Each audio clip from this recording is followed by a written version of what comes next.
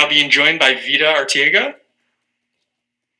Veta, can you tell us what it's been like, first of all, being here in the fight bubble during COVID?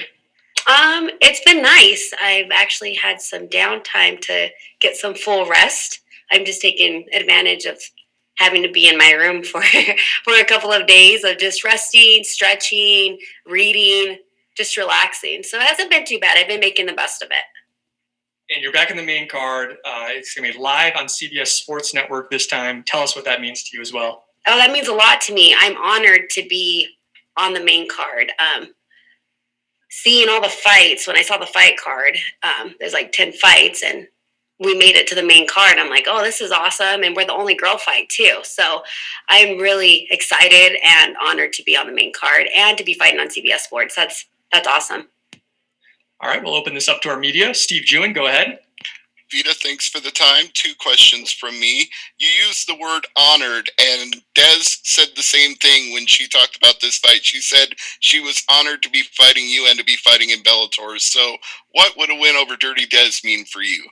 Oh, it means a lot to me. I'm coming off of a loss, so I'm definitely hungry and driven and excited for this fight. I definitely worked hard. Like, I've had the best camp yet. I've improved in so many different areas. So I know what I got to do on October 29th to get my hand raised. So I'm really looking forward to Thursday.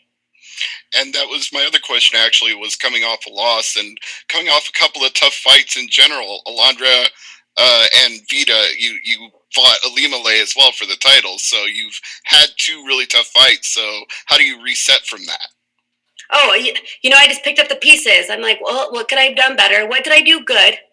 And then I was like, okay, I did certain things good. Was doing really well, but what could I have done better? And so I definitely have improved since my last 2 fights, because you're right, they're really tough opponents. I'm prepared for everything. I've worked hard in every area as far as on my weaknesses and on my strengths. So you'll definitely see a lot of different, same style, same aggression. I'd be lying to you if I said I'm not going to come out there being aggressive, but also being patient on picking my shots, not rushing, not getting overjealous on certain things. Hi. Hello. You're in a very, very deep, flyweight division. How do you feel in this Bellator flyweight division, and where do you feel in the division winning this fight? Oh, it means a lot to me. I am more than ready for this fight. I know what I'm capable of. I know I'm a tough fighter, a confident fighter, and a skilled fighter. So that right there, I know my own ability. So I just got to go out there and do it. And getting a win on Thursday night is going to feel great. It's going to feel amazing. Donna? Hey, Vita, how's it going? Good, how are you? Not too bad. Obviously, you're coming off the back of not the best run. Do you feel like this fight is make or break for you in Bellator? No, not at all. Not at all. I feel like it only comes up from here. In the past, for the previous question before this, I was just saying that I feel like I picked up the pieces. This is where I'm supposed to be. This is where I belong, and I deserve to be at the top with all the other girls in this division. So I don't feel like it's a make or break. I know I deserve to be here.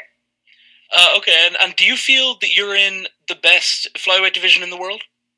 Yes, I do. I feel like we have a lot of good flyweight female fighters. We'll take a few more questions here. Santiago, go ahead. Hi, Vida. Greetings from Amsterdam. How are you doing? I'm doing well. How are you? Oh, I couldn't do any better. Thank you for asking. So I have one short question for you. You had a pretty impressive win over Denise Kielholtz. And Denise has since gone 4-0. She openly talked to me. I spoke to her a couple of weeks ago. She openly talked to me wanting that rematch somewhere down the line. Would you be down for that as well? Whatever Bellator wants. I one fight at a time. I focus on this fight. I get this win. And if Bellator wants me to have a rematch, whatever's going to get me to the top and get me to another title shot is what I want. Good luck on fight night. Thank you. All right, our last question comes from the line of Giancarlo Alino. Go ahead, Giancarlo. Hi, Vita. You're talking about picking up the pieces in your last couple of fights. Who are some of the people maybe that you've worked with closely and rebounding from this and try to get the best out of your next performance? So we have amazing coaches at SBG Idaho, and I always am coachable with everybody, but this time I actually wanted to utilize all of my coaches. So Veta Arteaga is one of my main coaches, and Jesse Brock is one of my main coaches. But I also was working with Coach Daniel after my last fight, and he's a boxing coach of just switching it up, body shots, uppercuts, just other little things. And Matt May, he's also one of our coaches there of more of my tie clinching, my elbows. So I definitely added more coaches into this camp that would benefit me. All right, thank you so much for the time, Vita. Good luck the rest of the week.